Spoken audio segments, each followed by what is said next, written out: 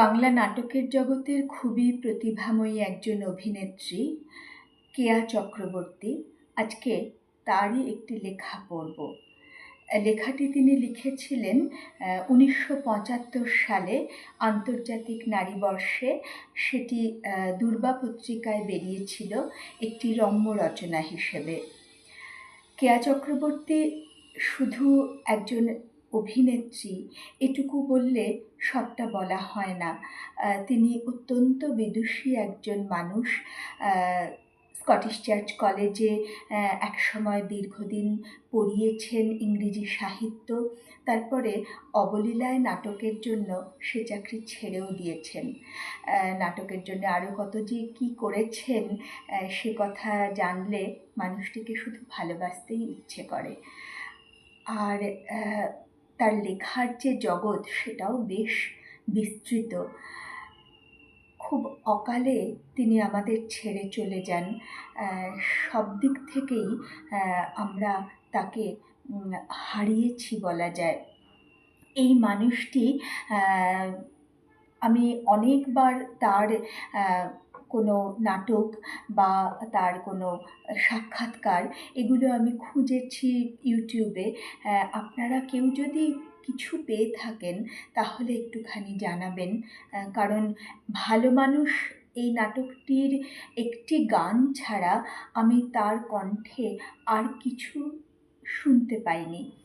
এটা আমার কাছে হয়তো বা আরও অনেকের কাছেই খুবই একটা বেদনার ব্যাপার।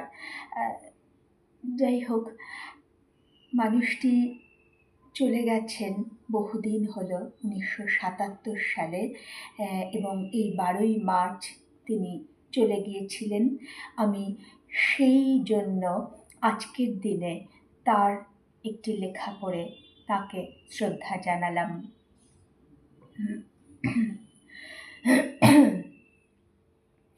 এই নিয়ে ৬ বার উঠলাম, মানে এই লিখতে বসে আধ ঘণ্টাটাকের মধ্যে। একবার গয়লা এলো, সদর দরজা খুললাম। স্বামী গেঞ্জি পাচ্ছিলেন না, একবার খুঁজে দিলাম। পাশের বাড়ির বৌদিকে সর্ষে দিলাম একবার। টেলিফোন এলো ২টো, উনি, আমি আর দেওর বাড়িতে। আমি ছাড়া ফোন ধরার লোক কোথায়? শেষবারটা রাগ হলো, দেওরের বন্ধু এসেছে, চা চাই। সকাল থেকে চাই করেছি ৫ বার। আবার গুছিয়ে বসতে হবে। ভেবেছিলাম থিয়েটার নিয়ে লিখব, কিন্তু মাথার মধ্যে অন্য সব চিন্তা গিজগিজ করছে। বারবার উঠে উঠেই বোধহয় এমনটা হলো। কাজ করতে বসে এমন বারবার উঠতে হয় কেন আমাকে? কে উঠবে? দেওরের অ্যাকাউন্টেন্সি পরীক্ষা, বাড়ি বসে পড়ছে। পরীক্ষা না থাকলে তো বাড়িতেই থাকে না। উনি ওঠেন ৮টায়, বিছানায় চা খেতে খেতে কাগজ পড়েন। ৯টা বেজে যায়, স্নান করতে যান। খেয়ে দেয়ে কলেজ। আজ আর চান হবে না আমার। সকাল ৬:৩০টায় উঠেছি। বিছানা তুলে চা জলখাবার সারতে সারতেই ৯টা বেজে গেল। এবার ভাতের পালা। ঠিকে লোক ভাত বেড়ে দেবে না। লোকের হাতে বাড়া ভাত উনি পছন্দও করেন না। আমারও কেমন কেমন লাগে। নতুন নাটকের রিহার্সাল চলছে। পরিচালক বলছিলেন এ নাটকটার জন্যে গান শিখতে। কখন? সময় কখন? রান্নার লোক আছে একটা ঠিকে, তাতেও এই। বিয়ে হলে আর মেয়েদের না, তাই বা কেন? বাপের বাড়ি থাকতেও তো সময় পেতাম না। বাবা সকালে চিনি ছাড়া চা খেতেন, অন্য সবাই চিনি দেওয়া। ঠাকুমা খালি পেটে চিড়ে তার জল। আমার ভাই পল্টু বাজার থেকে ফিরে চা চাইতো। ওর গেঞ্জি পাজামা আন্ডারওয়্যার খাঁচাখুচি থাকতো রোজই। মার ব্লাড প্রেশার, ওর নুন ছাড়া রান্নার ভারটা ছিল আমার ওপর। আচ্ছা, আমারও পরীক্ষা, পল্টুরও। ওকে কেউ কিছু করতে বলতো না কেন? ছেলে বলে? ভবিষ্যতে চাকরি করবে বলে?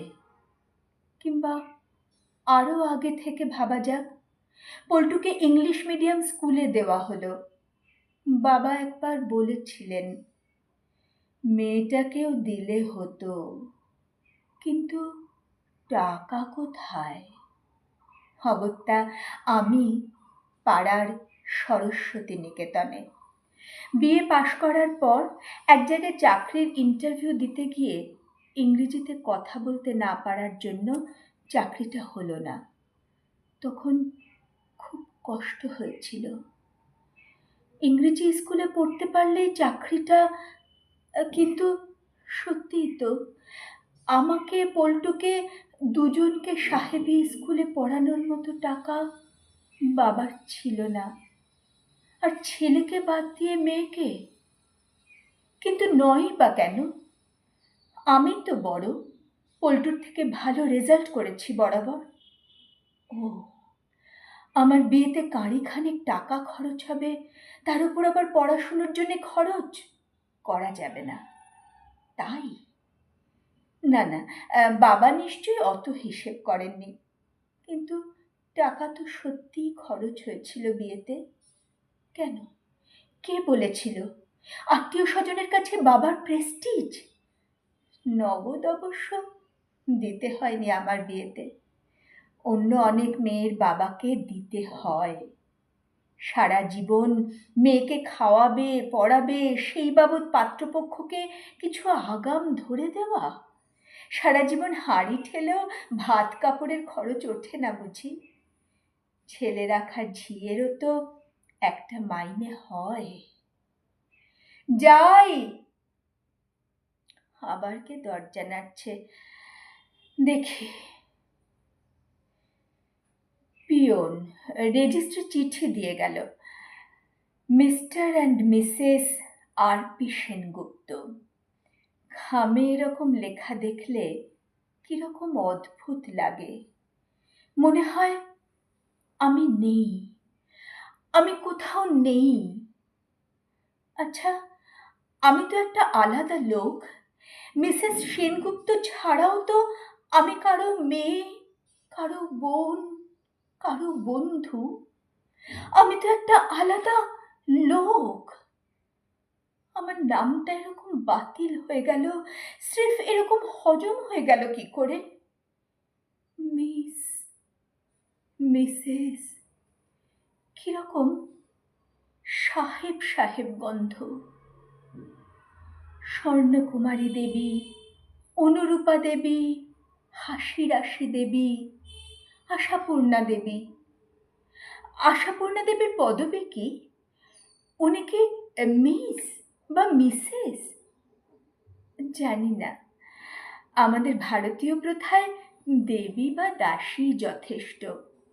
আমার বিয়ে হয়েছে কিনা রাজ্যে শুদ্ধ লোকের জানার দরকার কি? ছেলেদের বেলায় তো জানাতে হয় না। হ্যাঁ হ্যাঁ, তুমি পেঁয়াজটা বাটো, আমি গিয়ে মাংস চাপাচ্ছি। হ্যাঁ, কদিন থেকে এত হলুদ দিচ্ছে রান্নায়, স্বামী দেওর সবাই খেতে বসেই ধেত্তেরি দিয়ে শুরু করছে। যাই দেখি। মনে পড়ছে, বিয়ের পর 7 মাস মাইনে আটকে ছিল পদবি পাল্টানোর অফিসিয়াল কনফার্মেশনের জন্য। পদবি পাল্টাবো কেন জিজ্ঞেস করতে উনি হো হো করে হেসে উঠেছিলেন। তুমি পাগল নাকি? কোনোদিন ছেলে মেয়ে হবে না নাকি? তাদের কি পদবি হবে? তখন গুছিয়ে বলতে পারিনি। এখন মনে হয়, কেন? সুকমল সেন চক্রবর্তী, সুতপা সেন চক্রবর্তী শুনতে খারাপ লাগে বুঝি? 69-70-এর তোলপাড়ে আমার ভাই, যার সঙ্গে সব ব্যাপারে সব সময় হিংসুটেপনা করেছি আমি, সেই পল্টু মারা গেছে। আমার পদবিও হারিয়ে গেছে বিয়ের পর। আমার বাপের বাড়ি, যে বাড়িতে আমি 23 বছর ধরে মেয়ে মানুষ হয়েছি, সে বাড়ির পদবিটা মুছে গেল। আমার নিজস্ব কোনো পদবি নেই, নাম নেই। আমি অমুক বাবুর স্ত্রী শুধু, সিঁদুর পরি। কেন? কিসের চিহ্ন? ভালোবাসা, সতীত্ব, পাতিব্রত্য। ছেলেদের কিছু পড়তে হয় না কেন? সতী হওয়া প্রশংসার। স্ত্রৈণ শব্দটার মধ্যে নিন্দার ইঙ্গিত আছে। আজ সন্ধ্যায় ফিল্ম সোসাইটির একটা ছবি দেখতে যাব ভেবেছিলাম, একাডেমি অফ ফাইন আর্টসে। উনি মানা করছেন। সন্ধ্যায় ওর মিটিং আছে, নিয়ে আসতে পারবেন না। শো শেষ হতে 9টা। অত রাতে ওপাড়া থেকে একা আসা ঠিক নয়। আমি জানি আমার চেয়ে বয়সে ছোট, বুদ্ধিতে কাঁচা বহু ছেলে ওখানে যাবে, কোনো বাধা থাকবে না ওদের। অজিতদা বলেছিলেন, অভিজ্ঞতার পরিধি বাড়াও, জীবনকে মানুষকে যত জানবে অভিনেত্রী হিসেবে তত বড় হবে। যাই, ভাত বেড়ে দিই দেওরকে। অজিতদা, কি করে অভিজ্ঞতার পরিধি বাড়াবো? সামান্য একাডেমি অফ ফাইন আর্টস থেকে রাত করে ফিরতে মানা আমার। আমি কোথায় যাব? সময়ই বা কোথায়? সংসার বসে আছে। গৃহকর্ম নিপুণ পাত্রীর জন্য বিজ্ঞাপন থাকে খবরের কাগজে, আর গায়ের কাপড় সরিয়ে দেওয়া মেয়ের ছবি সিনেমায়, পোস্টারে, ইদানিং থিয়েটারেও। অভিজ্ঞতার পরিধি বাড়ানো মেয়েদের কে চায়? চাহিদা না থাকলে যোগান দেব কাকে? তাছাড়া সময় কই? সুতরাং আমি, মিসেস আর.পি. সেনগুপ্ত, এঁটো পেরে চায়ের বাসন ধুয়ে সোজা স্টেজে চলে যাব।